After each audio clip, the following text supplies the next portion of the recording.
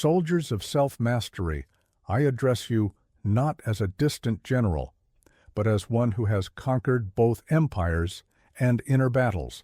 If I, Napoleon Bonaparte, could rise from obscurity on the island of Corsica to command the destiny of Europe, then you too can rise above your habits, above your excuses, above the battlefield of your lesser self. Discipline, mes amis, is the foundation upon which I built my empire, not talent alone, not luck. Discipline, unyielding, deliberate, and daily.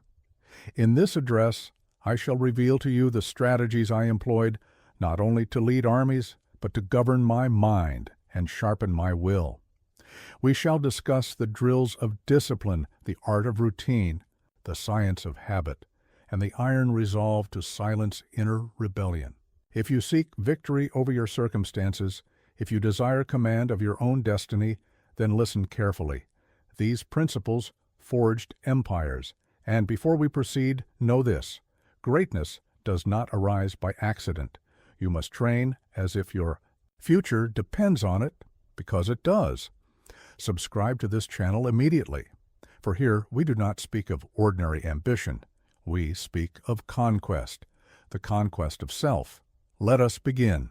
Every soldier dreams of glory on the battlefield, of medals pinned to their chest, of celebrations in their honor, of their name echoing through history. But I tell you now, these are mere illusions until you have won the first and most crucial battle, the war against yourself. I have commanded armies that stretched across continents. I have moved pieces across the chessboard of Europe with a decisive hand. But before I could command others, I had to master the art of commanding myself. This is the truth that separates those who merely dream of greatness from those who seize it with iron hands. Look at yourself in the mirror. What do you see? A collection of habits, impulses, and desires that rule you like petty tyrants. Your need for comfort betrays you at dawn when the bed beckons you to stay. Your craving for immediate pleasure derails your evening studies. Your fear of judgment silences your voice in crucial moments. These are not minor skirmishes. They are decisive battles you lose every day. But today, this changes. Today, you begin to think like an emperor, not a slave to your impulses. Consider this. In every moment of every day, you stand at a crossroads. One path leads to immediate comfort, the warm bed, the easy distraction, the mindless pleasure. This is the path of surrender, and it leads to a life of mediocrity. The other path leads through resistance, through the cold morning air, through the burning muscles, through the challenging books that stretch your mind. This is the path of sovereignty. I learned this lesson in the military academy at Brienne, where comfort was a foreign concept. While other cadets complained about the harsh conditions, I transformed my discomfort into power. Every morning of drilling in the cold rain was a victory over weakness. Every night of study by candlelight was a conquest over mediocrity. Every moment of isolation from my wealthy peers was a lesson in self-reliance. The fundamental principle is this: you must establish absolute dominion over your impulses. Your body will cry out for rest, command it to move. Your mind will beg for distraction, force it to focus. Your spirit will whisper for ease, demand it show strength. This is not cruelty, this is liberation. For only when you rule yourself with an iron hand can you achieve the freedom to shape your destiny. Think of your discipline as an army. Every habit is a soldier, every routine a battalion, every principle a general. They must be trained, organized, and deployed with strategic precision.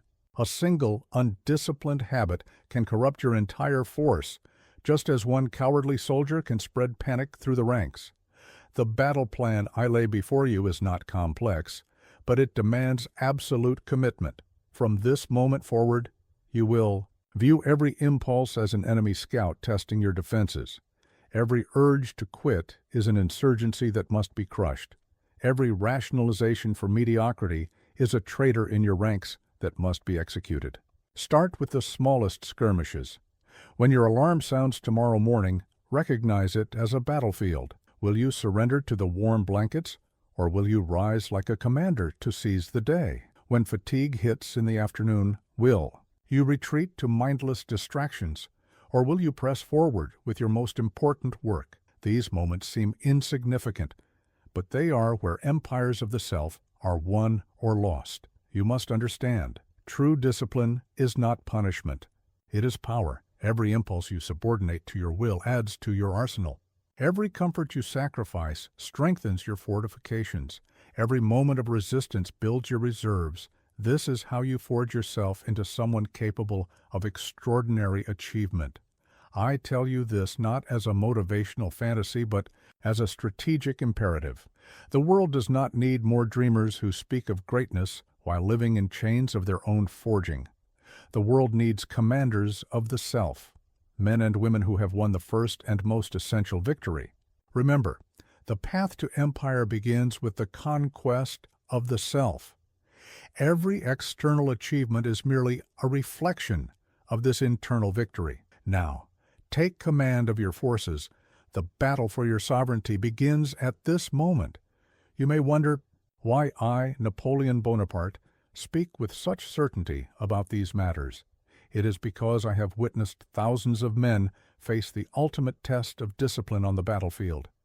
Those who crumbled were not defeated by the enemy's weapons, but by their own lack of internal fortitude.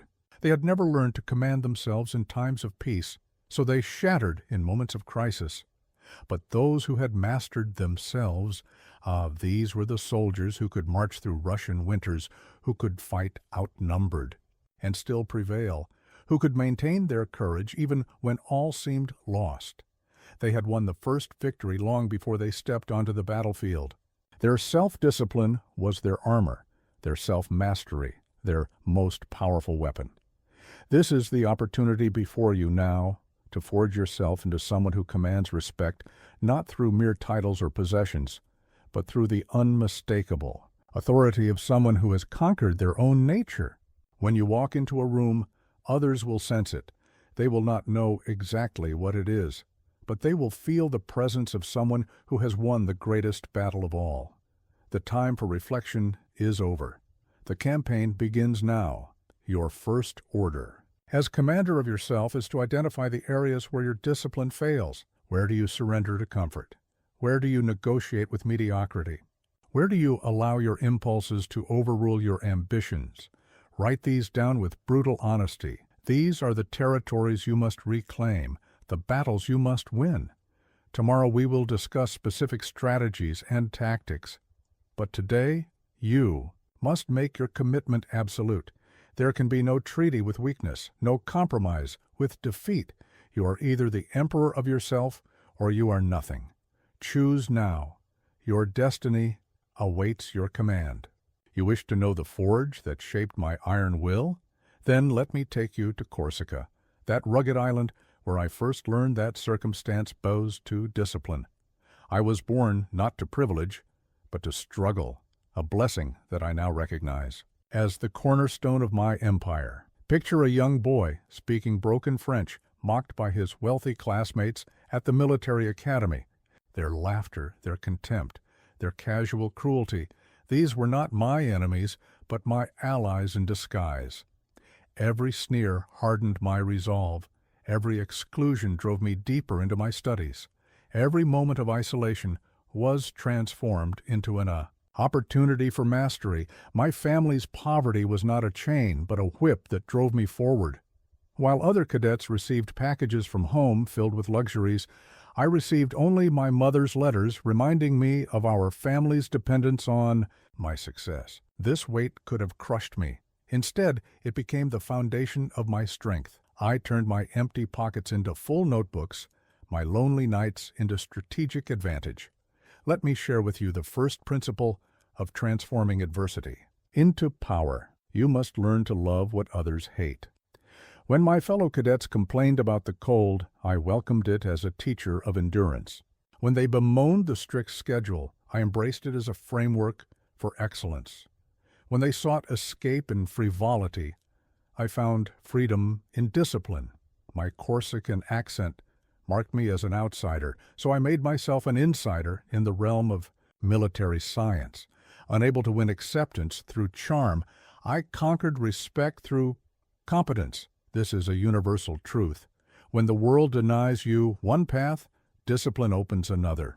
But you must be willing to walk it alone, to endure the solitude of excellence. I studied artillery not because it was glamorous, it was considered the least prestigious branch of the military, but because it demanded precision, mathematics, and unwavering attention to detail.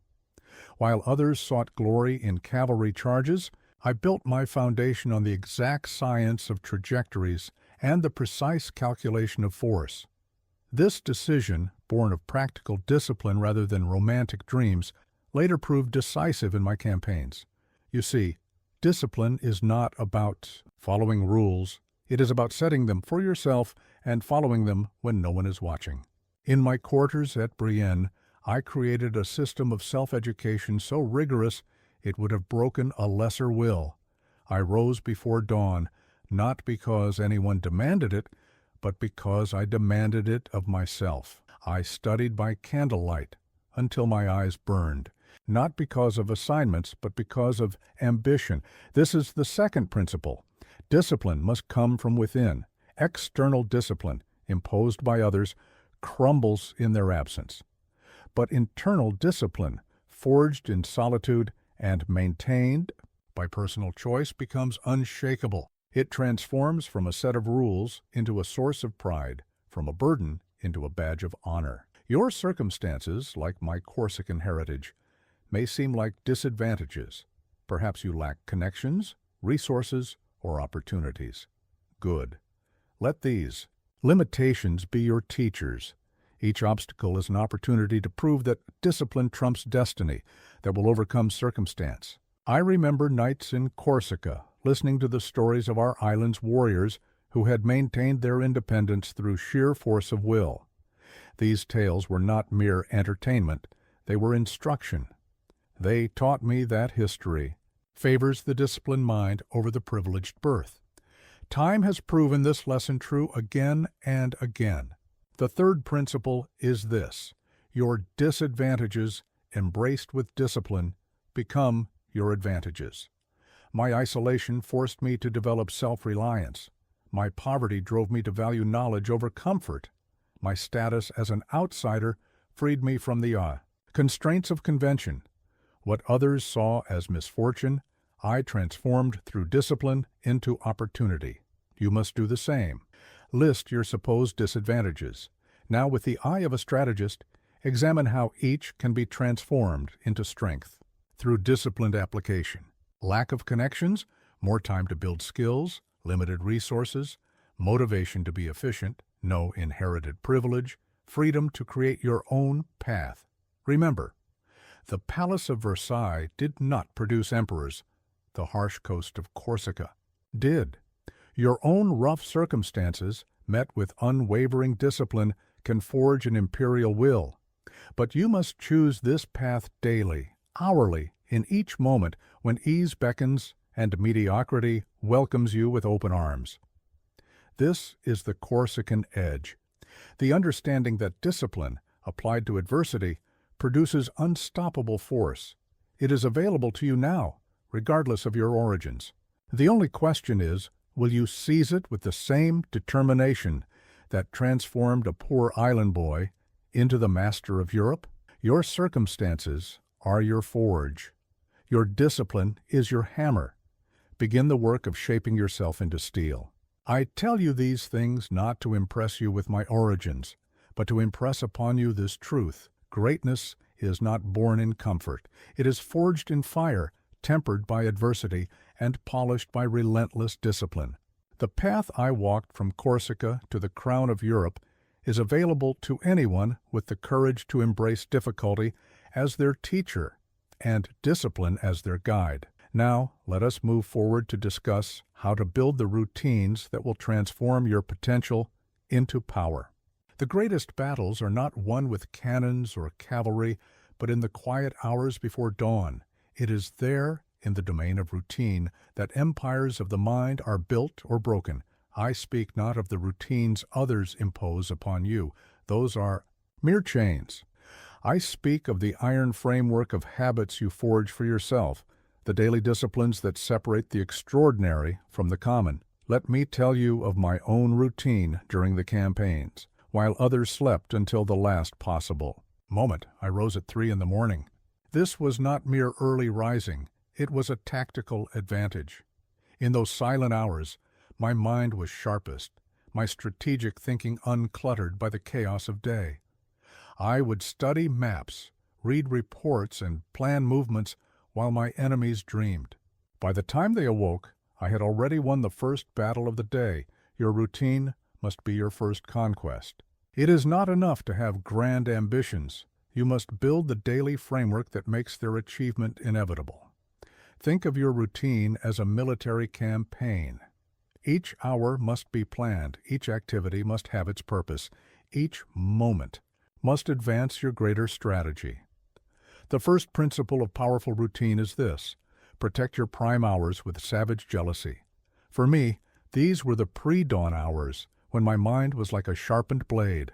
I allowed no interruptions, no negotiations, no excuses. These hours were sacred territory, defended with the same ferocity with which I defended France. You must identify your own prime hours and guard them with equal vigilance. But routine is not just about the morning. It must extend its dominion over your entire day. I maintained strict schedules for reading, exercise, meals, and correspondence. This was not rigid compliance to a timetable. It was the creation of a personal empire where every hour served my greater purpose. Even in the chaos of war, I kept to these rhythms. They were my anchor, my fortress of order in a sea of uncertainty. The second principle: your routine must be built for war, not peace. By this I mean it must be strong enough to survive chaos. Any fool can follow a schedule when conditions are perfect. But your routine must be unshakable, especially when circumstances conspire against you. I wrote my battle plans by candlelight in frozen camps, maintained my study of science during sieges, and kept to my exercise regimen even on campaign ships. Your own life may not involve literal battles, but it is filled with metaphorical ones.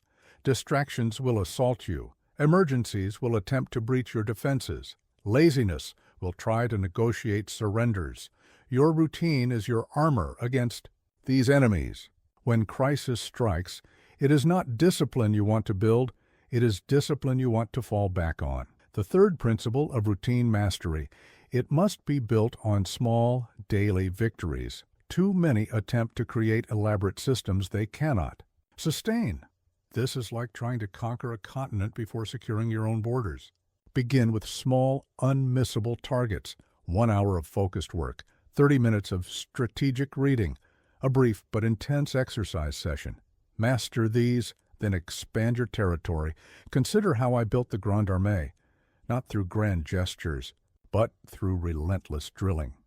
Every soldier learned to disassemble and reassemble his weapon blindfolded. Every unit practiced their maneuvers until they could perform them in their sleep. This is how you must approach your routine. Each component must be drilled until it becomes second nature. Your morning routine is your first line of defense. It must be non-negotiable. When you wake, do not lie there contemplating your day. This is a form of retreat. Rise immediately, like a soldier responding to battle drums. Your first actions should be decisive, automatic, and purposeful. This sets the tone for conquest rather than compromise. The fourth principle: your routine must include preparation for the next day's campaign. Each evening I would review the day's achievements and plan the next day's objectives. This was not mere reflection, it was strategic preparation. Your evening routine must serve as your war council, setting up tomorrow's victories. Understand this: your routine is not a prison, it is a launch pad. It exists not to restrict you, but to focus your forces for maximum impact. Every great achievement in history was built on the foundation of powerful daily habits. The Egyptian pyramids were built stone by stone.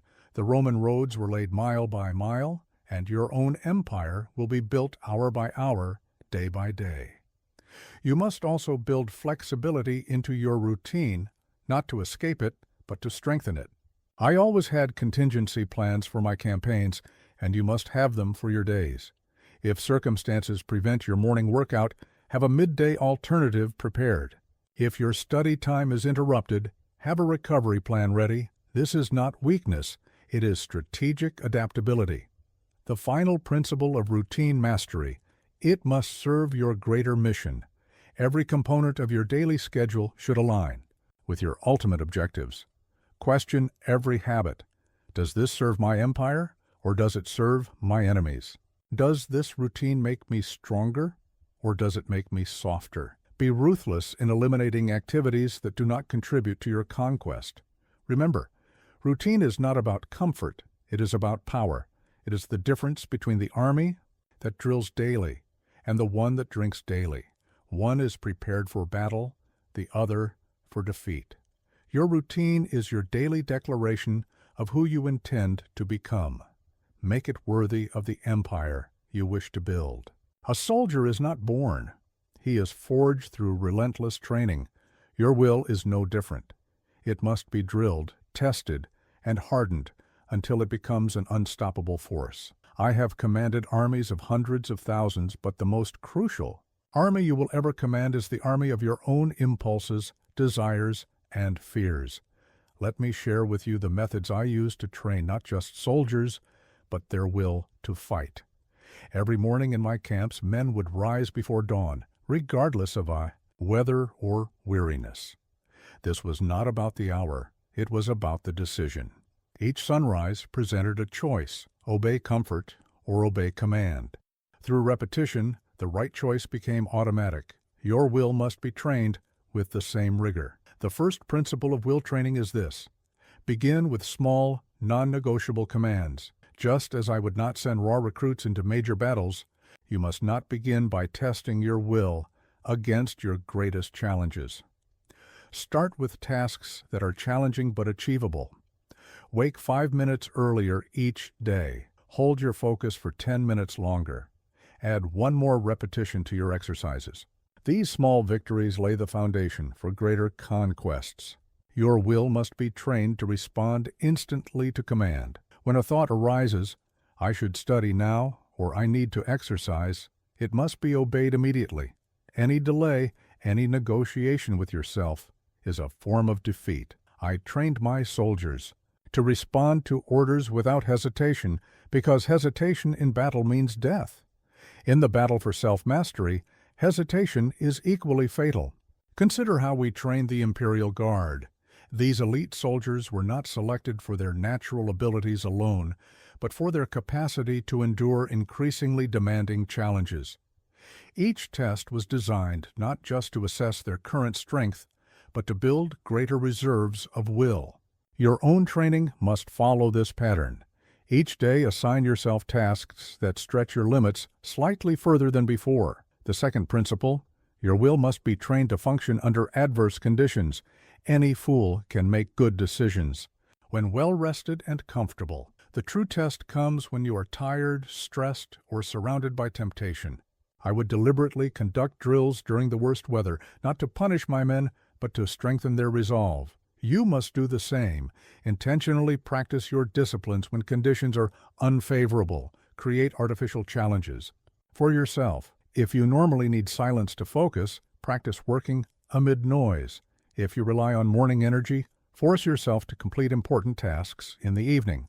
Just as I would send my troops on forced marches to build endurance, you must intentionally place obstacles in your path to strengthen your will. The third principle of will training: recovery must be planned, not reactive. My armies did not rest when they were tired, they rested according to strategy. Your will must be trained to ignore momentary fatigue and focus on the greater campaign. Schedule your rest periods with the same discipline as your work periods. This is not weakness, it is tactical replenishment. Learn to distinguish between true exhaustion and mere resistance. Your mind will often signal fatigue long before your true limits are reached. I trained my cavalry to ride far past the point where their bodies first demanded rest, teaching them the difference between genuine limits and mental surrender. Your will must be educated in the same way. The fourth principle. Your will must be trained through progressive overload.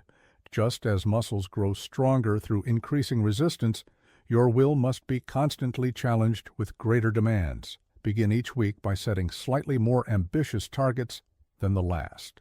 The increases should be small enough to be achievable, but large enough to demand growth. Documentation is crucial in this campaign.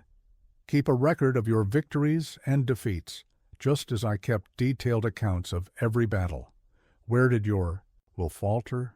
Under what conditions did it hold firm? This intelligence will guide your training strategy. Remember, we are not seeking comfort. We are building strength. Understand this. Every time you override an impulse, every time you choose discomfort over ease, every time you force yourself to continue when comfort whispers, "Enough," you are training your will. These are not merely isolated acts of discipline. They are repetitions in the gymnasium of mental strength. Your will must be trained to maintain form under pressure. In battle, it is not enough for a soldier to know the proper movements. He must execute them perfectly while under fire. Similarly, your disciplines must be maintained even when crisis strikes, deadlines loom, or temptations beckon.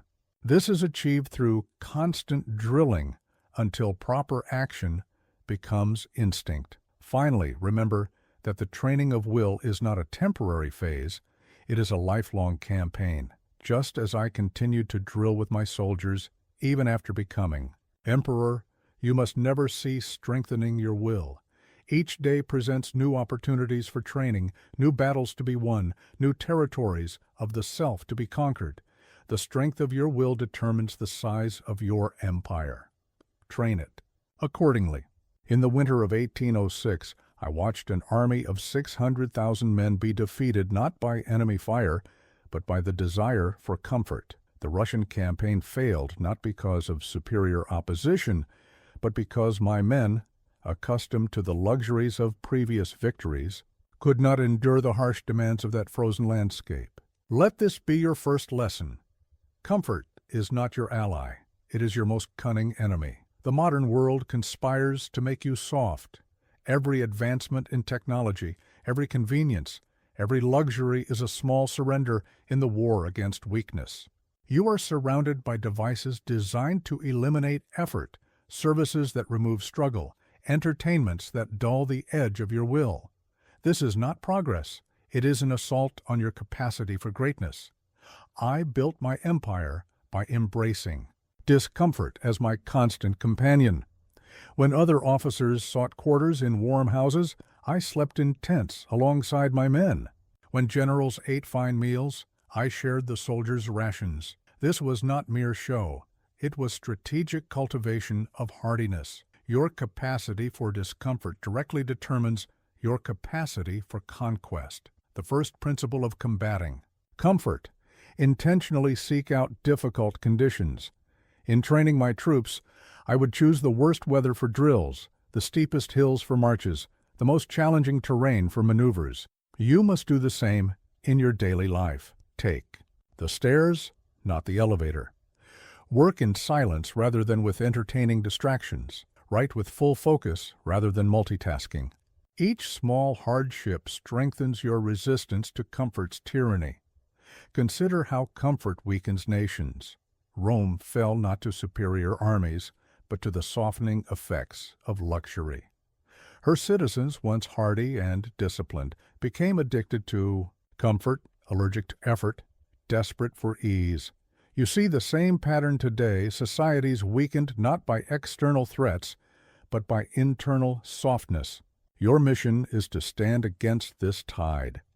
The second principle, maintain warrior conditions in times of peace. My soldiers were required to maintain their equipment, their fitness, and their vigilance, even when no battle loomed. You must do the same. Maintain strict standards in your daily life, not because they are necessary for survival, but because they are essential for strength. Your bed should be firm, your room cool, your meals simple, your pleasures earned. Learn to find satisfaction in the mastery of discomfort. When you feel the cold, don't immediately reach for warmth. Explore the sensation. When hunger arrives, don't rush to satisfy it, observe it. When fatigue sets in, don't instantly seek rest. Push through it. These are not acts of deprivation. They are exercises in power. The third principle, luxury must be treated as a tactical resource, not a way of life.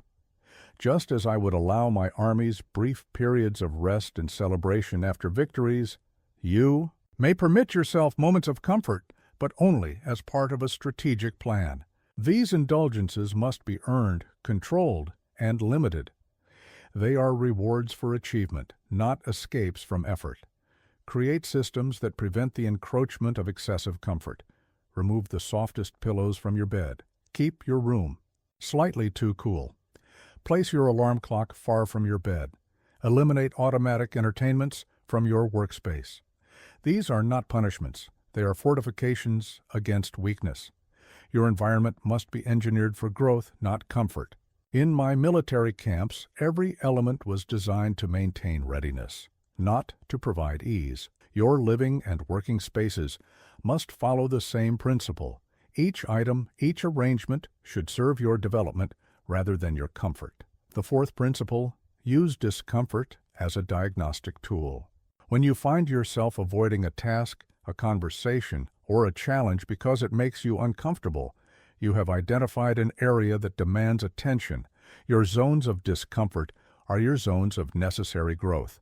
Map them, then conquer them systematically. Understand this: the more comfortable your life becomes, the more you must intentionally seek out challenge. Modern life will not naturally provide the hardships necessary for developing strength. You must create them. Run when you could walk. Fast when you could feast. Work when you could rest. These are not acts of masochism. They are investments in power. Your ability to endure discomfort will set you apart in a world that worships ease. While others seek shortcuts, you must seek challenges. While they avoid pain, you must embrace it as a teacher. While they surrender to convenience, you must stand firm in your commitment to growth. Remember, history is not made in comfortable rooms. Every great achievement, every breakthrough, every revolution was forged in the crucible of effort and discomfort. Your capacity for greatness is directly proportional to your capacity for discomfort. Choose your path accordingly. Comfort is the cage in which mediocrity keeps its prisoners. Break free. The empire of your potential awaits its emperor. At Austerlitz, I did not defeat the combined armies of Austria and Russia through superior numbers. I triumphed because I made decisions in moments while my opponents debated for hours. The power of swift decision-making extends far beyond the battlefield. It is the difference between those who shape events and those who merely witness them. Let me tell you of the Battle of Marengo, where my army faced defeat until I made a series of rapid decisions that transformed imminent disaster into historic victory.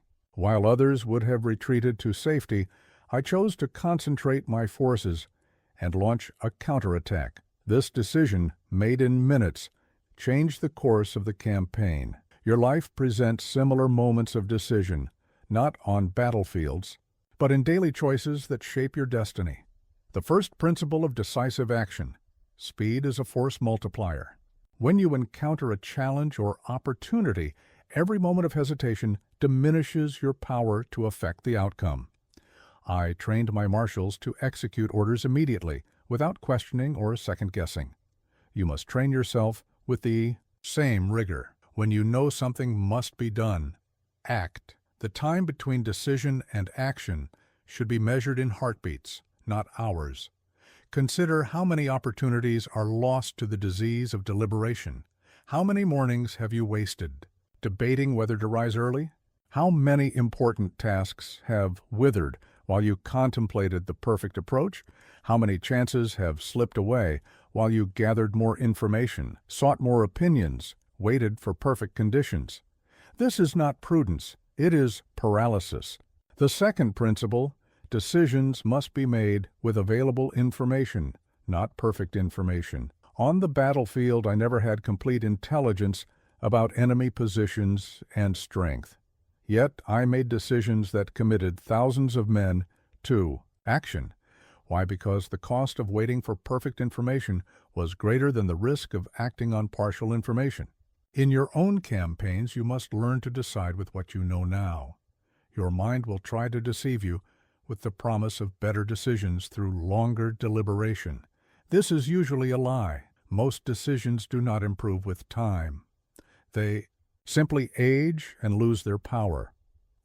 When you feel the impulse to delay a decision, ask yourself, will more time actually improve my choice, or am I simply avoiding the responsibility of action? The third principle, build decision-making momentum through small choices. Before I would commit armies to battle, I made hundreds of smaller decisions about supplies, routes, and preparations. Each swift decision strengthened my ability to make larger ones. Begin your day with immediate decisions. What to wear, what to eat, what to do first. Make these choices quickly and stick to them. This builds the mental muscles for more consequential decisions. Learn to recognize decision points for what they are, moments of opportunity. When a thought crosses your mind, I should call this person, I should begin this project, I should address this problem. Treat it as a military commander would treat actionable intelligence. These are not mere suggestions to be contemplated. They are orders to be executed. The fourth principle, maintain decision-making momentum. In battle, one decisive action creates opportunities for the next. The same is true in personal conquest. When you make one swift decision, immediately look for the next one. Don't allow the satisfaction of one choice to lull you into complacency. Keep advancing, keep deciding, keep acting. Your environment must be organized for swift decision-making. My campaign headquarters were arranged so that maps, reports, and dispatches were immediately accessible. Your workspace, your home, your daily routines must be similarly optimized. Remove obstacles to action, eliminate unnecessary choices, create systems that support immediate execution. Understand this: decisiveness is not recklessness. My swiftest decisions were backed by years of study, preparation, and strategic thinking. You must build a foundation of knowledge and principles that allows you to act quickly when opportunities arise. Read deeply, think thoroughly, prepare extensively, then act instantly. The fifth principle, use time constraints to force decisions. I would often give my generals specific time limits for completing objectives, knowing that the pressure would focus their minds and eliminate unnecessary deliberation. Give yourself similar constraints. Set deadlines for decisions. Force yourself to commit to action within specific time frames. Fear is the great enemy of swift decision-making. Fear of failure, fear of criticism, fear of responsibility. These are the chains that bind mediocre minds to mediocre actions. I trained my officers to fear indecision more than they feared mistakes. You must develop the same mindset. The consequences of hesitation are often far worse than the consequences of imperfect action. Remember, life rewards the swift. While others debate, you must decide. While they consider, you must commit. While they wait for perfect conditions, you must act with what you have. This is not mere advice. It is a law of power. The swiftest decision-maker in any room is usually the one who ends up commanding it. Your future is built one decision at a time. Make them swiftly, make them firmly, make them count. The time for action is always now. Time is the one resource that treats emperor and peasant with equal brutality. It cannot be stored, cannot be borrowed, cannot be negotiated with.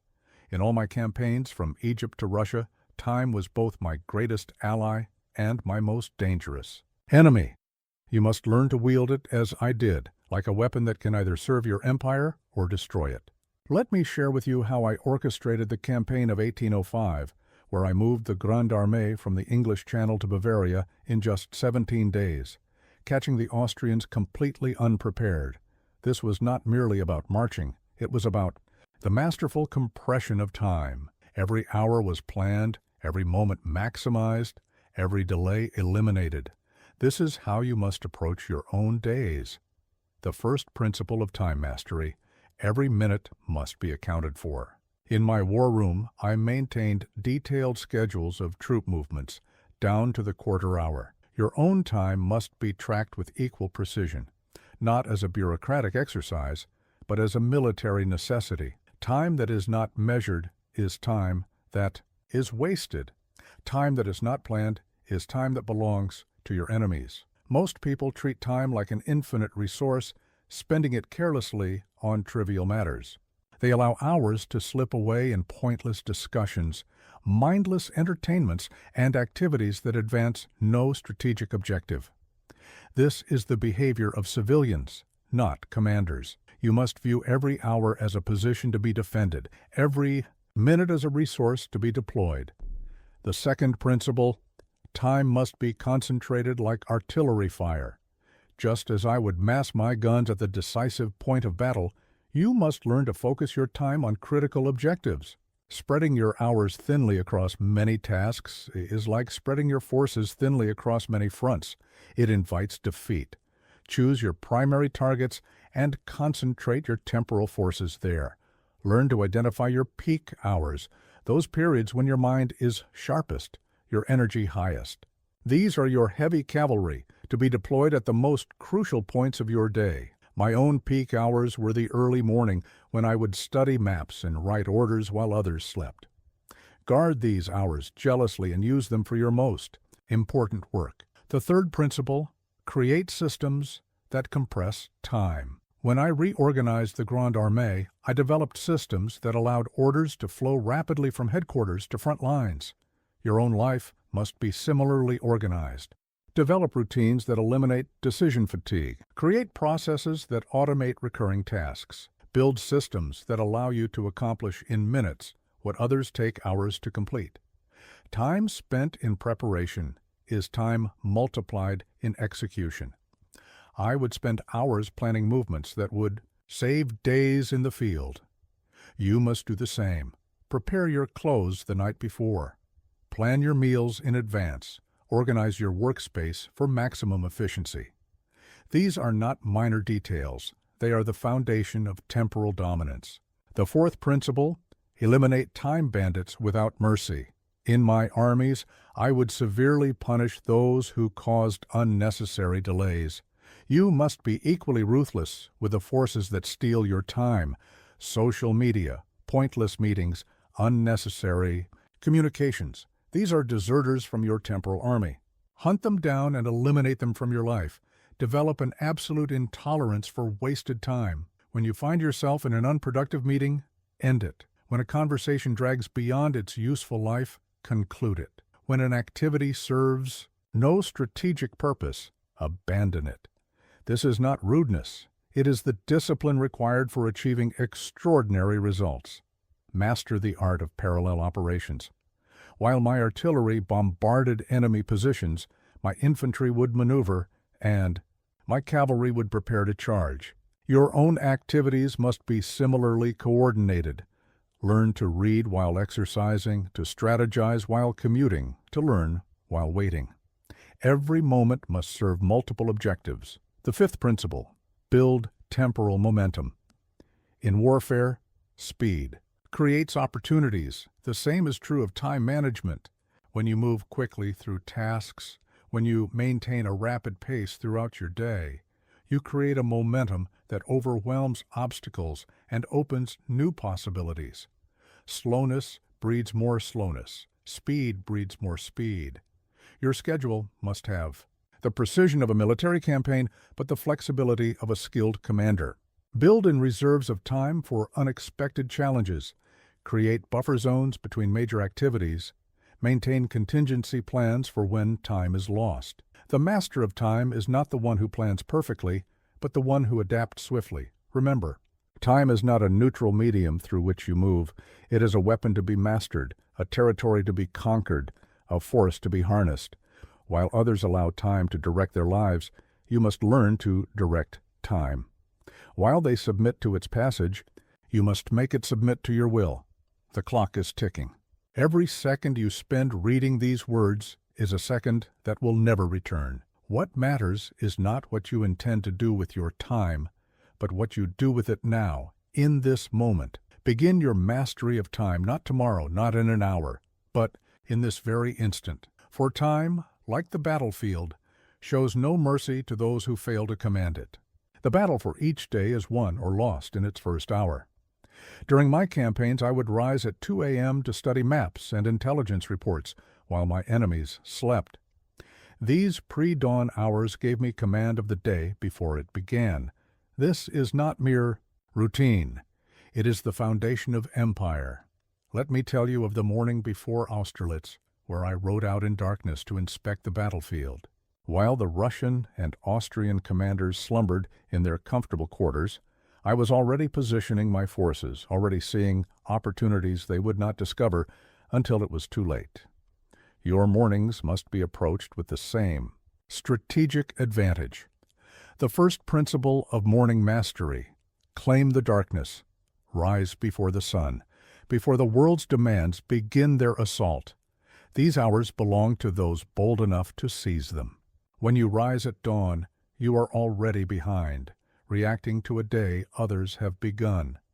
But when you rise in darkness, you command the day from its first moments. Most people surrender their mornings to comfort, treating their beds like prison cells they cannot leave. They negotiate with their alarms, bargain with their responsibilities, and begin each day from a position of weakness. This is the behavior of the defeated. Your morning must begin with immediate, decisive action. When the alarm sounds, rise, like a commander responding to battle drums. The second principle: the morning is not for trivial matters. In these sacred hours, I would focus on strategy, on the decisions that would shape campaigns. Your morning hours must be reserved for your most important work. Not email, not social media, not the small tasks that can be done by anyone at any time. These hours are for the work that will build your empire. Create a morning ritual that builds momentum. Mine began with a splash of cold water, a review of maps, and the writing of orders.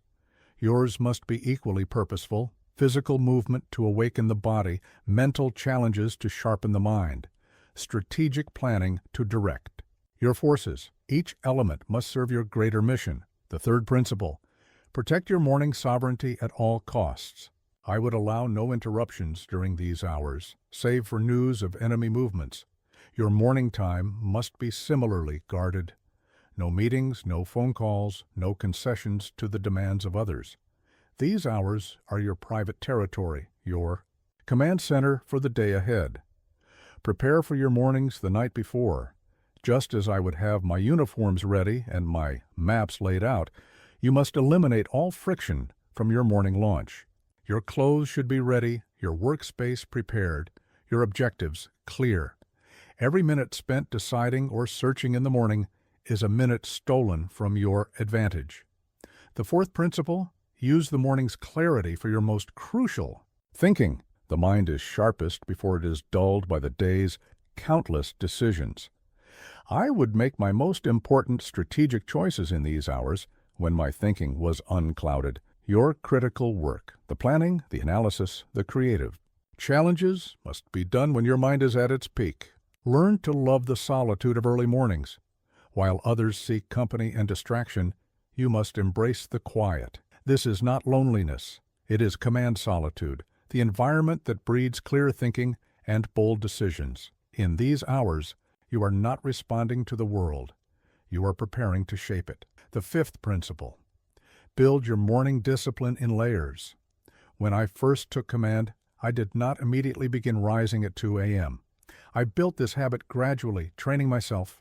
Like I would train a regiment: begin where you are, then advance your position. Rise 15 minutes earlier each week. Extend your focused work by small increments. Empire is built by degrees. Your morning routine must be non-negotiable. Not some days, not most days, every day. Weather, fatigue, late nights, these are not excuses. They are tests of your Commitment to sovereignty. I maintained my morning discipline in palaces and on battlefields, in victory and retreat. Your discipline must be equally unshakable. Understand this. The morning is not just the beginning of the day. It is the foundation of your empire. Every great achievement in history was built on the foundation of disciplined dawns. The pyramids were begun in darkness. The great campaigns were launched before sunrise. Your own victories will be conceived in these quiet hours. Remember, while the mediocre world sleeps, emperors rise. While others begin their days in reaction, you must begin in action. While they scramble to catch up, you must already be advancing. The morning is your greatest ally in the battle for achievement, but only if you have the courage to claim it. The sun is rising. Will you meet it as a commander, or will you greet it as one already defeated? The choice, like the morning, belongs to those who seize it. The greatest battles I ever won were fought first in the silence of my private quarters, long before a single shot was fired. While others sought the constant company of advisers and the endless noise of opinions, I found my greatest clarity in solitude. This is a truth that modern minds have forgotten. True power is forged in silence. Let me tell you of the nights before the Battle of Jena, where I sat alone with my maps and thoughts, crafting the strategy that would shatter the Prussian army. No advisers, no interruptions, no distractions, just the pure communion between a mind and its objective. This is the environment where strategic genius is born. The first principle of strategic solitude: learn to be alone with your thoughts. Most people fear silence because it forces them to confront themselves. They fill every moment with noise, every space with distraction, every silence with meaningless chatter. This is the behavior of those who will never command anything, not even their own minds. Your mind must have periods of complete isolation to reach its full power. Just as a sword is forged in the quiet of the blacksmith's forge, strategic thinking requires an environment free from the world's constant noise. Find your silent spaces. Guard them as zealously as you would guard a fortress. These are the moments where your future victories will be conceived. The second principle: use solitude as a weapon. I would deliberately withdraw from my officers before major battles, not from antisocial tendency, but because I knew that true strategic clarity comes only in isolation. Your own moments of solitude must be equally purposeful. This is not retreat. It is strategic withdrawal to strengthen your mental position. Create an environment that enforces silence. My campaign tent was sparse, containing only what was necessary for thought and planning. Your own thinking space must be similarly austere. No phones, no screens, no unnecessary objects that might divide your attention. Just you, your thoughts, and the challenge before you. The third principle: develop the capacity for sustained silent thought. Most people cannot sit alone with their thoughts for even 10 minutes without reaching for some form of distraction. This is mental weakness. I would spend hours in silent contemplation, examining problems from every angle. Your mind must be trained to operate in extended periods of pure thought. In silence, you begin to hear the subtle voices of strategy that are drowned out by the world's noise. Solutions that remain hidden in chaos reveal themselves in quiet. Opportunities that are invisible in distraction become clear in focus. This is why every great strategist in history has been a master of solitude. The fourth principle: use solitude to drill deep into problems. When I faced a military challenge, I would isolate myself and examine it from every possible angle. Not for minutes, but for hours. Your own challenges deserve this depth of silent contemplation. Surface thinking happens in noise. Deep thinking demands silence. Learn to distinguish between true solitude and mere physical isolation. One can be alone in a room, yet still be mentally crowded with the opinions of others, the noise of society, the endless chatter of uncontrolled thoughts. True solitude is a state of mental sovereignty, where your thoughts are truly your own. The fifth principle: balance solitude with action. I would emerge from my periods of isolation with clear directives, precise plans, and unshakable conviction. Your own solitude must serve a purpose. It is not meditation for its own sake, but strategic withdrawal that enables decisive action. Make your silent time sacrosanct. I would allow no interruptions during these periods, save for news of enemy movements. Your own periods of solitude must be similarly protected. The world will always try to invade your silence. Resist. These invasions are attacks on your strategic capacity. Your best ideas will come not in meetings, not in endless discussion, but in the quiet moments when your mind is free to work at its highest level. The solutions to your greatest challenges will emerge not from constant consultation, but from deep silent contemplation. Remember, the masses fear silence. The mediocre mind requires constant noise. The average person runs from solitude. But the strategist, the commander, the emperor, these embrace the power of silence. They know that in quiet moments empires are planned, victories are conceived, and greatness is forged. The world grows louder each day. This is your advantage. While others drown in noise, you will find your power in silence. While they scatter their thoughts in constant distraction, you will focus yours in powerful solitude. While they fear to be alone with their thoughts, you will make solitude your strength. Your silent hours are your most powerful weapons. Use them wisely, use them well, and watch as the clarity they provide transforms into victory in the field. A commander who cannot control his own body has no business commanding armies. Throughout my campaigns, from the scorching heat of Egypt to the frozen wasteland of Russia, I maintained strict dominion over my physical state. This was not vanity, it was strategic necessity. Your body is your first territory of conquest. Let me tell you of the siege of Toulon, where I slept no more than 2 hours a night for 12 days, maintaining absolute clarity of mind through sheer physical discipline. The other officers, slaves to their comfort, could not match this vigilance. This was not merely about endurance, it was about commanding the flesh to serve the will. The first principle of physical mastery: your body must be treated as a military asset, not a pleasure palace. I watched armies crumble not from enemy fire, but from poor physical condition. Your own body must be maintained with the same rigorous attention you would give to a crucial piece of equipment. Every meal is ammunition, every hour of sleep is repair, every movement is training. Most people treat their bodies like spoiled children, indulging every craving, yielding to every weakness. They eat what pleases them rather than what strengthens them. They rest when they are merely tired rather than truly exhausted. They move only when necessary rather than training for battle. This is the behavior of civilians, not commanders. The second principle: physical discipline precedes mental discipline. When I would prepare for a campaign, I would first ensure my body was ready for the rigors ahead. Your own mental battles, focus, decision-making, strategic thinking, all depend on the platform of physical mastery. A weak body creates a distracted mind. Establish iron routines for physical maintenance.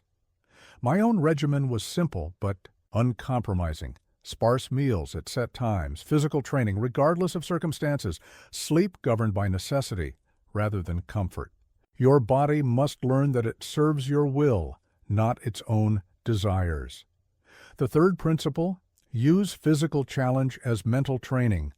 When my troops faced a difficult march, I would walk with them, showing that physical hardship was a challenge to be mastered, not an excuse for weakness. Every physical challenge is an opportunity to strengthen your will. Embrace discomfort. Seek out difficulty. Your body's resistance is your will's gymnasium. Learn to distinguish between true physical limits and mental surrender. On the march to Moscow, I observed how soldiers who claimed exhaustion could suddenly find renewed energy when circumstances demanded it. Your body is capable of far more than your comfort-seeking mind suggests. Push beyond the first signal of fatigue. This is where growth occurs. The fourth principle: your physical state must serve your strategic objectives. I would adjust my sleep schedule to match the demands of battle, train specifically for the challenges ahead, and maintain energy reserves for crucial moments. Your own physical preparation must be equally purposeful. Train not for show, but for function. Eat, not for pleasure, but for power. Maintain absolute sovereignty over your appetites. A commander who cannot resist a dessert will soon find his will eroding in more crucial matters. I kept my meals simple and functional, treating food as fuel rather than entertainment. Your own diet must serve your mission, not your palate.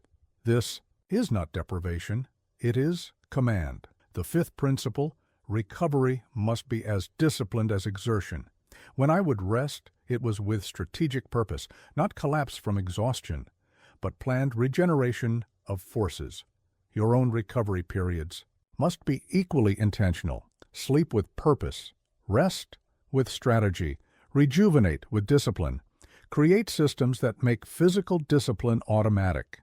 My campaigns were structured so that physical maintenance was built into daily operations. Your own life must be organized so that physical discipline requires no daily debate. The time for exercise should be as fixed as the rising of the sun. The rules of diet should be as clear as military orders. Understand this: your body will resist command like a stubborn recruit. It will demand comfort when you need discipline, rest when you need action, indulgence when you need restraint. This resistance is not your enemy, it is your training ground. Every time you override physical weakness, you strengthen your command. Warning signs in the body must be treated like military intelligence, noted, but not automatically obeyed. Learn to read your physical state without becoming its servant. Just as I would acknowledge reports of troops' fatigue while still demanding necessary action, you must recognize physical signals without surrendering to them. Remember, history is shaped by those who command their bodies, not those who serve them. Every great achievement requires physical foundation. The marshal who cannot control his appetite will soon lose control of his armies. The leader who cannot resist physical comfort will soon surrender mental challenges. Your body is your first command, your first test of leadership, your first battlefield. Master it, and all other victories become possible. Surrender to it, and you have lost before the real battles begin.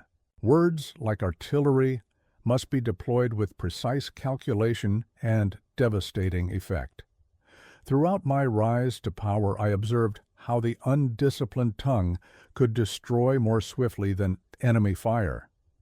A commander's words can inspire armies or incite mutiny. Your speech must be governed with the same iron control as your military forces. Let me tell you of the morning before the Battle of the Pyramids, where I assembled my troops beneath those ancient monuments. With 28 carefully chosen words, I ignited their imagination and steeled their resolve.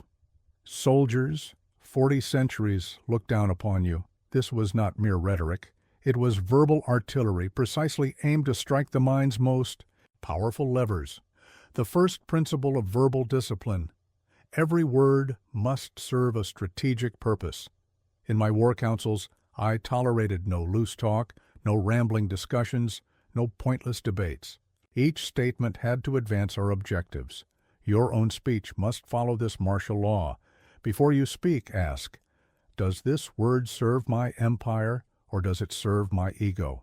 Does this sentence advance my strategy, or does it merely fill silence? Most people use words like drunk soldiers firing wildly into the night. They spray opinions without aim, launch complaints without purpose, waste ammunition on targets of no value. Their undisciplined speech reveals their undisciplined minds. A commander's words, like his troops, must be carefully positioned and precisely deployed. The second principle: master the power of strategic silence. In negotiations with other rulers, I would often say nothing, letting their own discomfort with silence reveal their weaknesses. Your own silence must be equally tactical. Learn to let others exhaust their verbal resources while you conserve yours. The disciplined commander speaks only when speech serves the mission. Develop verbal economy. My orders were famous for their clarity and brevity. No excess words, No flowery language, no room for misinterpretation. Your own speech must be similarly refined. Strip away everything that does not serve your purpose. Make each word count. Make each silence strategic. The third principle, your words must be backed by absolute conviction. When I spoke to my armies, they heard not just commands, but unshakable certainty. This was not acting. It was the natural expression of disciplined thought. Your own speech must carry this same weight. Speak not what you think others want to hear, but what you know must be said. Learn to deploy words with tactical precision. Just as I would position artillery to maximum effect, you must learn to place your words where they will have greatest impact. The right phrase at the right moment can be more decisive than 1,000 random statements. Study your audience as you would study a battlefield. Strike at the points of maximum effect. The fourth principle, guard your verbal territory. I would never allow careless words to compromise my strategic position. Your own speech must be similarly protected. Learn to deflect probing questions, to avoid verbal traps, to maintain position under conversational fire. Every word you speak becomes part of your permanent record. Ensure it serves your legacy. Maintain absolute control over emotional speech. In moments of crisis, I would deliberately slow my speech, lower my tone, and choose words with surgical precision. This was not natural. It was trained discipline. Your own emotional control must be equally rigorous. The angrier you feel, the more measured your words must become. The fifth principle, words must be trained like troops.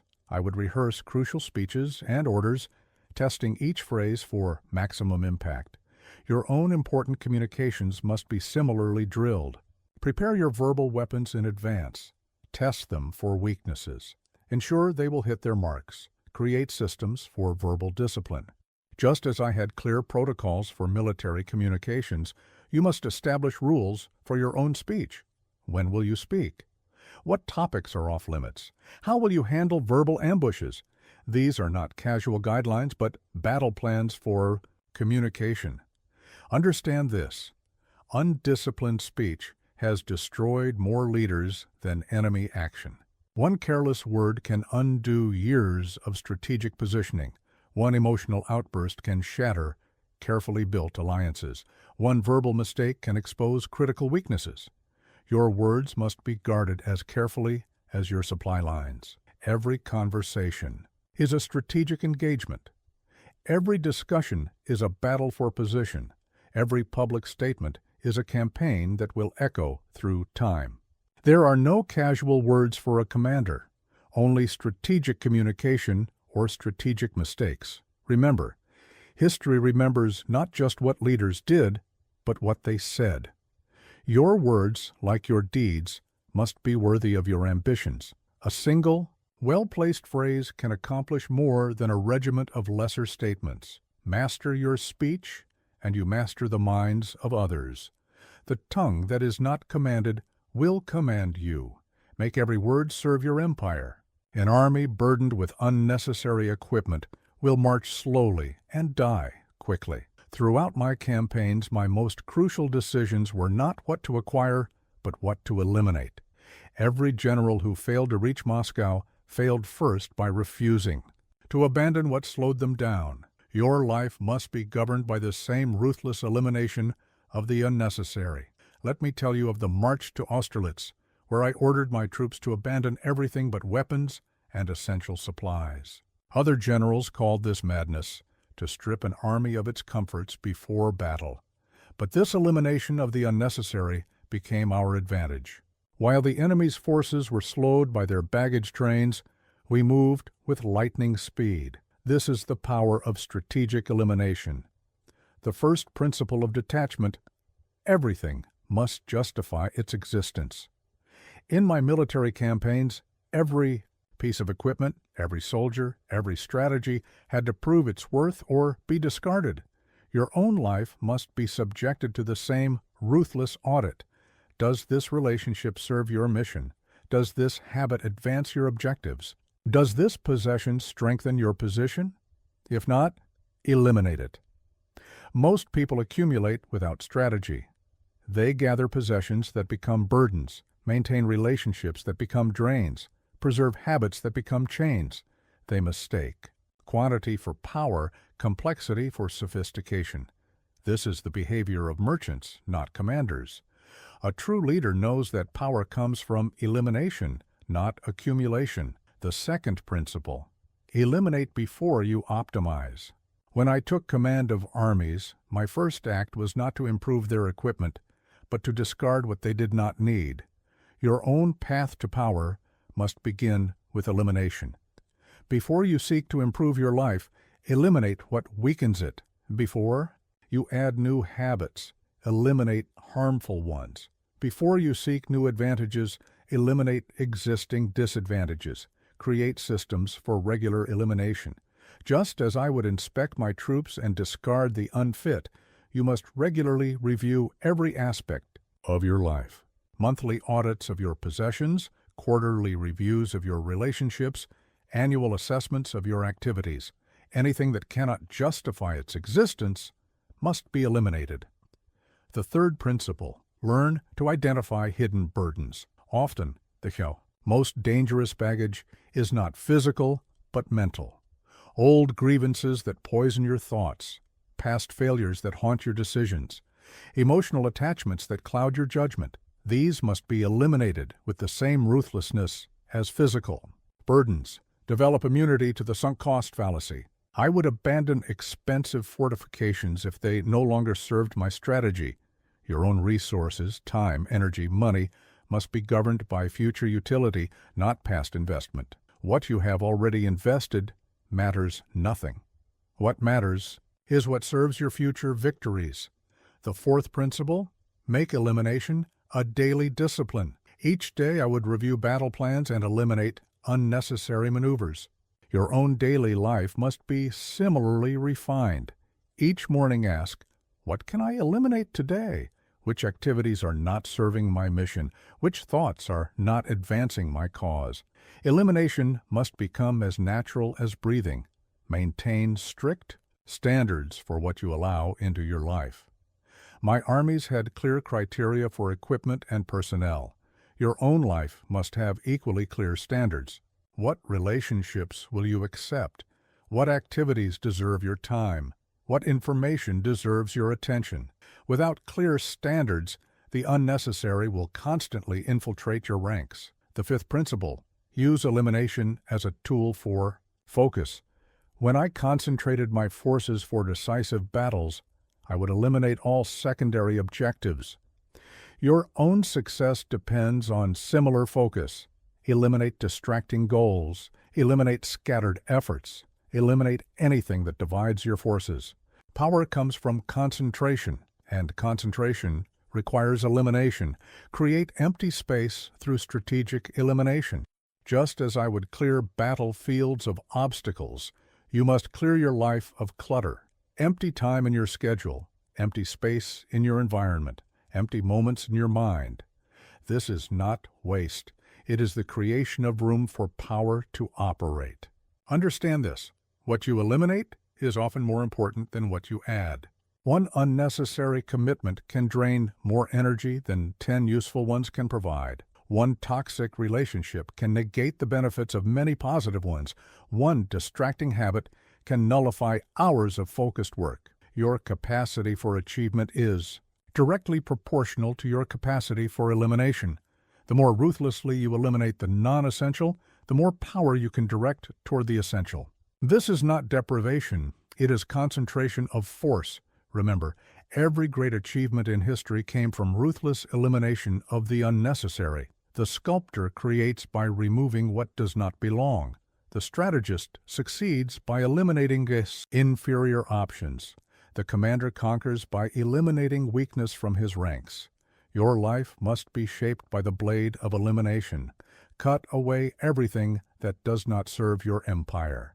The greatest error in leadership is not the presence of strong emotions, but the lack of control over them. Throughout my campaigns, I witnessed how uncontrolled passion could transform a disciplined army into a mob, and how channeled emotion could turn ordinary soldiers into unstoppable forces. Your emotions must not be suppressed. They must be mastered and deployed like any other weapon in your arsenal. Let me tell you of the Battle of Lodi, where my anger at being dismissed as a mere general of mathematics became the fuel for an impossible victory. I did not let this anger cloud my judgment or rush my attack.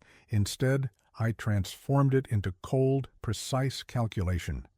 The result was a tactical masterpiece that proved mathematics could indeed win battles. This is the art of emotional alchemy. The first principle of emotional mastery: strong emotions are like powerful horses. They must be harnessed, not caged. When I felt rage at betrayal or resistance, I would not suppress it. Instead, I would channel it into methodical planning, into relentless execution, into unstoppable drive. Your own emotions must be similarly transformed. Anger becomes focus. Ambition becomes discipline. Desire becomes fuel for achievement. Most people are slaves to their emotions, letting every feeling dictate their actions. They act rashly in anger, retreat in fear, collapse in disappointment. This is the behavior of amateurs, not commanders. A true leader knows that emotions are energy to be directed, not forces to be obeyed. The second principle: create systems to control emotional weather. Just as I had protocols for every military situation, I developed strict procedures for handling strong emotions. When anger arose, I would write detailed plans. When ambition burned, I would focus on methodical preparation. When desire tempted, I would redirect that energy into strategic thinking. Your own emotional responses must be equally systematized. Learn to recognize emotional triggers without being controlled by them. On campaign, I could feel frustration rising when plans went awry. But this awareness allowed me to channel that energy into solution finding, rather than reaction. Your own emotional awareness must serve strategic purposes, not trigger impulsive responses. The third principle: use controlled passion as a force multiplier. When addressing my troops before battle, I would deliberately tap into contained emotion to ignite their spirits. This was not wild enthusiasm, but calculated inspiration. Your own controlled passion must similarly amplify your impact. Let people feel your conviction while maintaining your composure. Transform destructive emotions into constructive force. When I faced betrayal, I would convert my desire for revenge into a cold determination to succeed. Your own negative emotions must be similarly transmuted. Jealousy becomes competitive drive. Frustration becomes problem-solving energy. Doubt becomes meticulous preparation. The fourth principle: maintain emotional reserves like you maintain strategic reserves. I never committed all my forces to battle, always keeping reserves for crucial moments. Your emotional energy must be similarly conserved. Don't waste emotional intensity on minor issues. Save your strongest responses for decisive moments. Maintain emotional endurance for long campaigns. Build emotional resilience through controlled exposure. I would deliberately place myself in challenging situations to strengthen my emotional control. Your own emotional strength must be similarly trained. Seek out difficult conversations. Face uncomfortable truths. Enter situations that test your composure. This is not masochism. It is emotional fortification. The fifth principle: study your emotional terrain like you study a battlefield. Know where your emotional weaknesses lie, where your passions are strongest, where your control is weakest. Map these territories with ruthless honesty. This knowledge is not for self-judgment, but for strategic command. You cannot command what you do not understand. Create distance between emotion and action. When my generals would bring me news that sparked anger, I would never respond immediately. Your own emotional responses must have similar buffers. Institute waiting periods between feeling and deciding. Create space between impulse and action. Let emotion inform your strategy, but never dictate it. Understand this: emotions are neither good nor bad. They are power sources waiting to be harnessed. Fear can sharpen awareness. Anger can fuel persistence. Ambition can drive excellence. But like any power source, they must be controlled, directed, and purposefully deployed. Your emotions must serve your empire, not rule it. When you feel strong emotion rising, treat it as you would treat the arrival of a powerful but volatile ally. Acknowledge its strength, understand its potential, then direct it toward your strategic objectives. Remember, history's greatest achievements were not accomplished by the emotionless, but by those who mastered their emotions. The passion that drives ordinary men to rash action drives commanders to calculated triumph. The anger that makes the weak lash out makes the strong plan carefully. The ambition that makes fools rush forward makes strategists prepare thoroughly. Master your emotions, and you master the greatest force in human nature. Victory is not born from brilliant moments of inspiration, but from the endless repetition of crucial actions. I did not conquer Europe through strategic genius alone, but through the relentless drilling of my forces until excellence became automatic.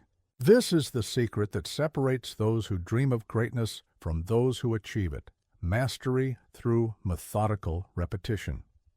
Let me tell you of how I trained the artillery crews of the Grande Armée. Each movement, each command, each action was repeated thousands of times until a battery could deploy and fire in half the time of our enemies. This was not mere practice. It was the forging of inevitability. When the crucial moment came, my gunners did not need to think. They simply executed with mechanical precision. The first principle of repetition mastery: identify the crucial movements that determine success. In battle, these were the fundamental actions: loading cannons, forming squares, executing maneuvers. In your own campaigns, you must identify your core activities. What actions, repeated with excellence, will ensure your victory? What skills, mastered to automation, will give you unstoppable advantage? Most people practice until they get it right once. This is the approach of amateurs. A commander practices until he cannot get it wrong, until success becomes the only possible outcome, until excellence becomes routine. Your crucial skills must be drilled beyond mere competence into the realm of unconscious mastery. The second principle: break complex actions into their smallest components. When training cavalry charges, we would drill each element separately: the mount, the acceleration, the weapon draw, the strike. Your own complex achievements must be similarly decomposed. Master each element in isolation before combining them. This is how impossible tasks become inevitable outcomes. Create systems for deliberate practice. My artillery crews had specific drills for each hour of the day. Your own practice must be equally systematic. Set specific times for skill development. Create precise routines for improvement. Measure and track your progress. Repetition without system is just motion. Repetition with system is mastery. The third principle: practice under increasingly challenging conditions. My infantry would drill first in parade grounds, then rough terrain, then under simulated battle conditions. Your own practice must follow this progression. Start with basic execution, then add complexity, then add pressure. Each level of difficulty must be mastered through repetition before advancing. Understand the difference between practice and performance. In practice, we would deliberately slow movements to ensure perfect form. In battle, this perfect form would express itself at full speed. Your own practice must respect this distinction. Take time to master proper form before attempting full-speed execution. The fourth principle: use repetition to eliminate variables. By the time my units faced battle, their actions were so rehearsed that even under extreme stress, they performed flawlessly. Your own crucial skills must be similarly automated. When pressure comes, and it will come, only what you have drilled into your nervous system will remain reliable. Build daily rituals of excellence, just as my soldiers would. Clean and check their weapons every evening. You must establish daily practices that maintain and sharpen your crucial skills. These are not mere habits. They are the foundation of your power.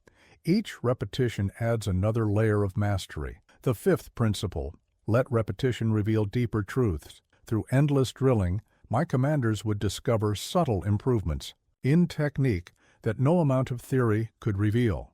Your own repetitive practice must be similarly mindful. Pay attention to the small revelations that come through dedicated practice. Let repetition be your teacher. Maintain perfect form in every repetition. One of my most strict rules was that soldiers must execute every drill with full attention and proper technique. Your own practice must maintain this standard better, to perform fewer repetitions with excellence than many with mediocrity. Each perfect repetition strengthens excellence. Each poor repetition reinforces weakness. Understand this: true innovation comes not from constantly seeking new methods, but from deeply mastering fundamental ones.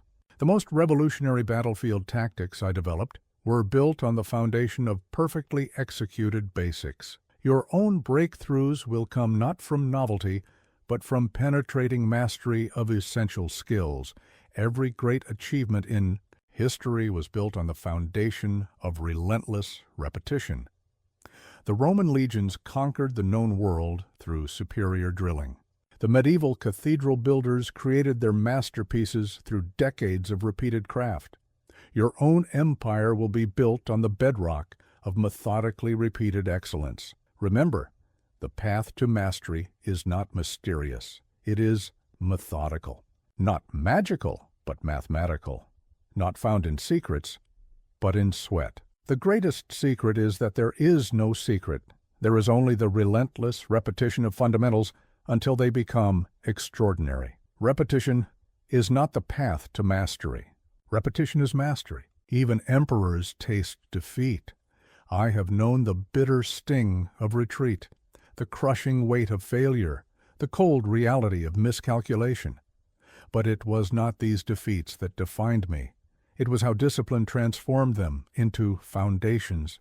For future victory, this is the ultimate test of your command, not whether you avoid defeat, but how you use it to forge invincibility. Let me tell you of the siege of Acre, where my forces were repelled and forced to retreat. Lesser commanders would have been broken by such failure, but I used that defeat as a laboratory for learning, analyzing every mistake, every weakness, every overlooked detail. The lessons learned at Acre later helped me conquer most of Europe.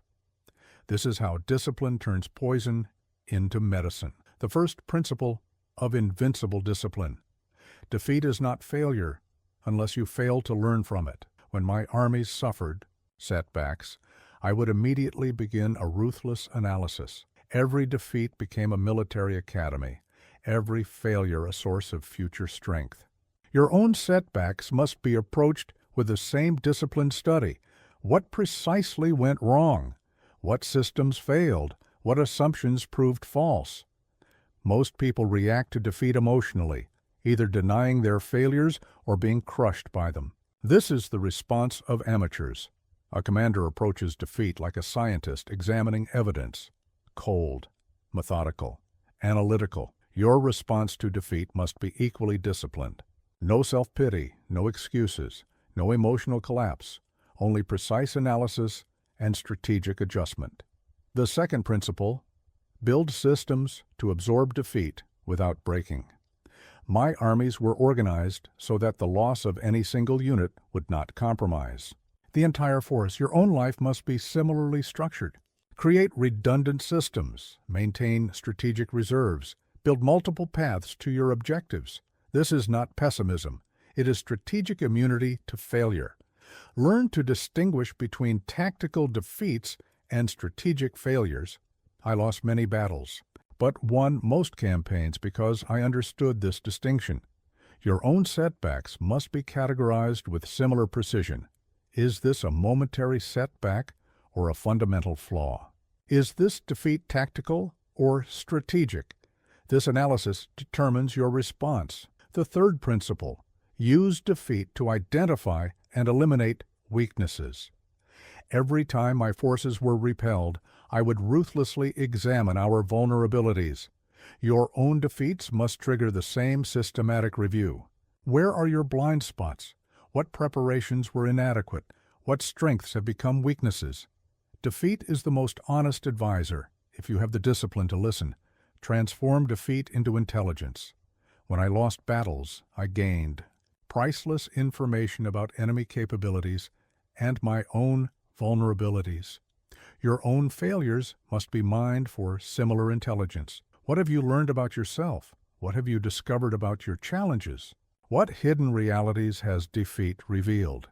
The fourth principle: maintain absolute discipline, especially in defeat. After setbacks, I would often increase the rigor of military drills. Your own response to failure must show similar steel. Tighten your standards. Increase your preparation. Strengthen your routines. This is how defeat becomes a forge for greater strength. Build recovery protocols before you need them. I had detailed plans for every type of military reversal. Your own life must have similar contingency systems. How will you respond to financial setbacks? How will you handle professional defeats? How will you rebuild after personal failures? These protocols must be established before crisis strikes. The fifth principle: use defeat to test and strengthen your resolve. Each setback I faced became a test of my commitment to empire. Your own defeats must serve as similar crucibles. Are you truly committed to your objectives, or will you abandon them at the first taste of failure? Defeat reveals the truth of your ambitions. Create a discipline of immediate response to defeat. When my forces suffered a reverse, we would immediately begin counter-moves. Your own response to setback must be equally swift. Don't wait for motivation to return. Don't wait for confidence to rebuild. Act immediately, act decisively, act disciplined. Understand this: true invincibility comes not from never being defeated, but from never being defeated by defeat itself. Every setback is temporary unless you make it permanent through undisciplined response. Every failure is a teacher unless you refuse its lessons through emotional reaction. Your capacity to maintain discipline in the face of defeat determines your ultimate destiny. When others crumble, you must analyze. When others quit, you must adjust.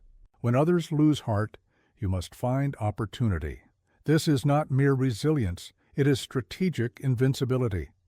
Remember, history's greatest achievements often followed its most crushing defeats. The Roman Empire rose stronger after every invasion. The greatest scientific breakthroughs emerged from repeated failures. Your own path to victory will be paved with defeats, transformed by discipline into stepping stones. Defeat is inevitable. Breaking is optional. Choose discipline. If I were to wage war in your era, I would not need cannons or cavalry. I would simply need to control the endless stream of distractions that bombard your mind. Modern technology has created an invasion more subtle and more dangerous than any army: the constant assault on your attention. You must defend against this siege with the same tactical precision I used to defend France. Let me tell you how I would maintain strategic focus while commanding multiple campaigns across Europe. My war room was a fortress of concentration. No unnecessary reports, no irrelevant messages, no distracting details were allowed to penetrate its walls. Your own mind must be fortified with similar defensive systems. In your era, the enemy does not march with drums. It slides into your pocket with silent notifications. The first principle of attention warfare: recognize that your focus is under constant attack. Just as I would assess enemy movements, you must understand the forces attempting to capture your attention. Social media algorithms designed to hijack your thoughts. Entertainment platforms engineered to trap your time. Communication systems that fragment your concentration. These are not mere distractions, they are siege weapons aimed at your mind. Most people respond to this invasion with passive acceptance, allowing every notification to breach their mental walls, every interruption to disrupt their strategic thinking. This is the behavior of the already defeated. A commander treats attacks on attention as seriously as attacks on territory. Your focus must be defended with active, aggressive measures. The second principle: create fortified spaces for deep work. When planning campaigns, I would isolate myself in rooms specially designed for strategic thinking. Your own work environment must be similarly fortified. Remove all digital distractions. Eliminate all unnecessary inputs. Create physical and digital barriers between yourself and the endless stream of interruptions. Establish clear protocols for information flow. My military communications were strictly regulated. Only essential intelligence reached my command center. Your own information diet must be equally controlled. Set specific times for email and messages. Create filters for incoming information. Treat your attention as a precious resource that must be strategically allocated. The third principle: train your forces to resist distraction. My soldiers learned to maintain formation even amid the chaos of battle. Your own mind must be similarly disciplined. Practice prolonged periods of focused work. Build mental stamina through systematic training. Treat concentration like a muscle that must be strengthened through regular exercise. Learn to distinguish between tactical and strategic information. On campaign, I would immediately know which reports required my attention and which could wait. Your own information processing must be equally discriminating. What truly demands immediate attention? What can wait? What can be safely ignored? This triage of information is crucial for mental survival. The fourth principle: use technology as a weapon, not a weakness. I employed the latest military innovations to strengthen my forces, not weaken them. Your own use of technology must follow this principle. Choose tools that enhance focus, not fragment it. Deploy systems that support concentration, not sabotage it. Technology must serve your strategic objectives, not undermine them. Create offensive strategies against distraction. Just as I would actively disrupt enemy communications, you must aggressively eliminate sources of distraction. Uninstall unnecessary apps, block distracting websites, disable non-essential notifications. This is not mere productivity, and it is warfare against the forces that would conquer your attention. The fifth principle: maintain strict periods of complete focus. During crucial battles, I would enforce absolute silence in my command post. Your own work must have similar periods of inviolable concentration. Set specific times when nothing, absolutely nothing, can interrupt your strategic work. These are your hours of power, your moments of conquest. Build systems to protect your mental territory. Just as I would establish forward outposts to warn of enemy approach, you must create early warning systems for distraction. Place your phone in another room. Work in spaces designed for focus. Create barriers between yourself and the constant stream of interruptions. Understand this: in the modern world, the ability to maintain focused attention is rarer and more valuable than gold. While others fragment their minds across 1,000 distractions, you must develop the power of sustained concentration. This is not just about productivity. It is about mental sovereignty. Your attention is your territory, and it is under constant invasion. Every notification is a scout testing your defenses. Every interruption is a probing attack. Every distraction is an attempt to breach your mental walls. You must defend this territory with the same strategic ruthlessness with which I defended France. Remember, the greatest battles of your era will not be fought with weapons, but with focus. The victors will not be those with the most resources, but those with the most protected and directed attention. While others surrender their minds to the chaos of constant distraction, you must maintain your mental territory with iron discipline. The war for your attention never ends. Defend it. Accordingly, power and love are not enemies, they are allies when properly commanded. Throughout my reign, I maintained deep loyalties and powerful relationships, but never at the expense of my imperial mission. This is a truth that many leaders fail to grasp. Relationships must be governed with the same strategic discipline as any other aspect of power. Let me tell you of my marriage to Josephine, a union that combined genuine affection with political advantage. While others saw contradiction between love and ambition, I saw opportunity for alliance. Your own relationships must be approached with similar strategic wisdom, not cold calculation, but clear understanding that every relationship must serve both the heart and the empire. The first principle of relationship discipline: all connections must align with your greater mission. When choosing allies and confidants, I would evaluate not just their personal appeal, but their contribution to my strategic objectives. Your own relationships must be similarly assessed. Does this person strengthen or weaken your resolve? Do they elevate or diminish your standards? Do they advance or hinder your mission? Most people allow relationships to develop without strategic direction, accumulating connections that drain their energy and divert their focus. This is the behavior of social civilians, not social commanders. Every significant relationship in your life must be intentionally chosen and purposefully maintained. The second principle: maintain clear boundaries in all relationships. My closest generals knew exactly where their authority ended and mine began. Your own relationships must have similarly clear parameters. What behavior will you accept? What demands will you entertain? What compromises serve your mission, and which ones undermine it? These boundaries must be established early and defended consistently. Create systems for relationship management.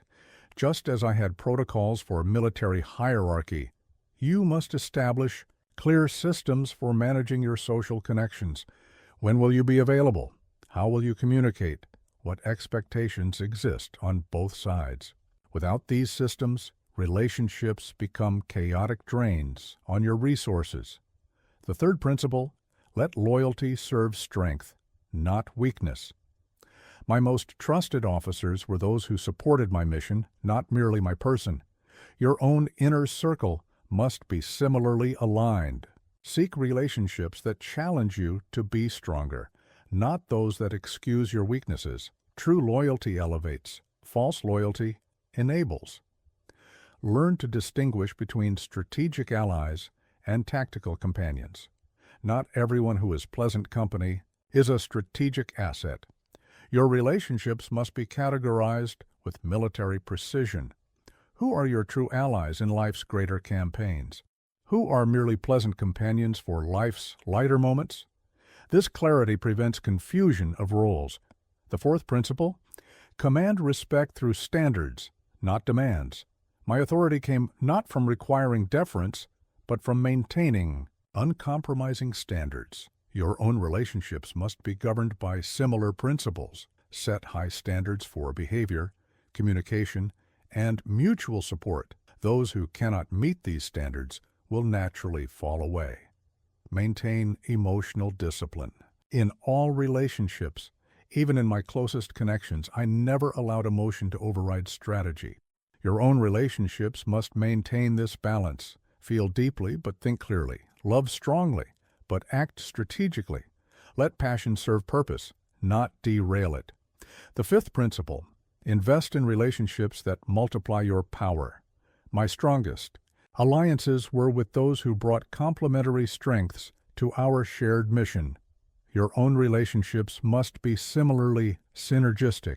Seek connections with those whose strengths complement your own, whose vision aligns with your objectives, whose presence makes you more powerful. Build relationship territories strategically. Just as I would establish buffer states between empires, you must create appropriate distance between different relationship spheres. Keep professional relationships professional. Maintain appropriate boundaries between personal and strategic connections. Let each relationship serve its proper purpose.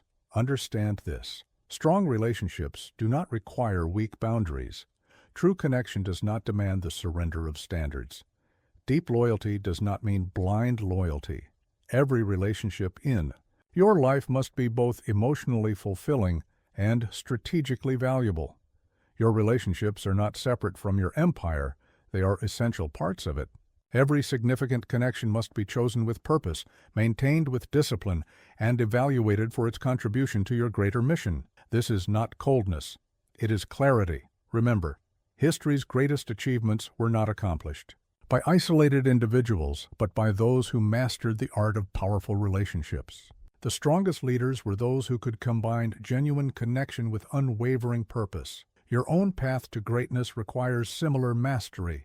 Love with purpose. Connect with strategy. Build relationships worthy of your empire. The greatest commanders in history understood this delicate balance between power and connection. Alexander maintained deep bonds with his generals while leading them to conquer the known world. Caesar built networks of loyalty that survived even his death. I forged alliances that helped me rule most of Europe. But none of us achieved this by accident. It was through disciplined, strategic approach to human connection. Consider this. Your relationships are either strengthening your empire or weakening it. There is no neutral ground. Every interaction either adds to your power or diminishes it. Every connection either serves your mission or diverts it. Choose wisely, maintain firmly, and never apologize for having standards in who you allow into your inner circle. Your legacy will be built, not just on what you achieve, but on who you achieve it with. Choose your allies as carefully as I chose my marshals. We have reached the final campaign of our journey together, and now I must speak to you of legacy. While history remembers me for the empires I built across Europe, my greatest achievement was the empire I built within, the unshakable discipline that survived every defeat, every exile, every betrayal. This is the legacy I now pass to you, the understanding that true empire begins and ends with personal sovereignty. Let me tell you of my final days on St. Helena, where I was stripped of all external power but maintained absolute command of myself. My guards could control my movement, but they could not touch my discipline. My enemies could take my throne, but they could not claim my sovereignty. This is the ultimate power, the empire that cannot be conquered because it exists within. The first principle of internal empire: your discipline must become your identity. Throughout my life, I was not simply a man who practiced discipline. I became discipline incarnate. Your own journey must follow this path of transformation. Do not merely practice these principles, become them. Let discipline be not what you do, but who you are. Most people view discipline as a set of practices to be followed when convenient. This is the thinking of subjects, not sovereigns. A true emperor knows that discipline is not a choice. It is the foundation of existence. Every breath, every thought, every action must emerge from this core of absolute self-command. The second principle: build systems that outlast motivation. My military systems continued to function even when I was far from the battlefield. Your own discipline must be similarly systematic. Create routines, protocols, and standards that operate independently of your momentary feelings. Discipline is not about motivation, it is about inevitability. Codify your principles into daily practices. Just as I wrote detailed military manuals to guide my armies, you must create clear protocols for your life. How will you start each day? How will you handle challenges? How will you maintain standards under pressure? These are not mere guidelines. They are the laws of your internal empire. The third principle: your legacy must be both example and instruction. While I led armies in person, I also wrote extensively about military science, ensuring my methods would outlive me. Your own discipline must be both demonstrated and documented. Show others through your actions. Teach them through your words. Inspire them through your results. Transform personal discipline into a force that shapes others. The presence of my standards would improve the behavior of everyone around me. Your own discipline must have similar radiating power. Let your standards silently command respect. Let your example naturally elevate others. Let your discipline become contagious. The fourth principle: build your legacy through systematic replication. I trained my marshals not just to follow orders, but to think and act with the same strategic discipline I possessed. Your own influence must be similarly multiplicative. Teach others not just what to do, but how to think. Not just actions, but principles. Not just methods, but mindset. Create frameworks for transmitting discipline. Just as military academies still teach my principles of warfare, you must develop clear, transferable systems for sharing your disciplines. Break down complex principles into teachable elements. Create progressive steps for others to follow. Build bridges between theory and practice. The fifth principle, your discipline must outlive you. The military systems I created influenced warfare long after my death. Your own standards must have similar lasting power. Build disciplines that can be inherited. Create standards that can be maintained by others.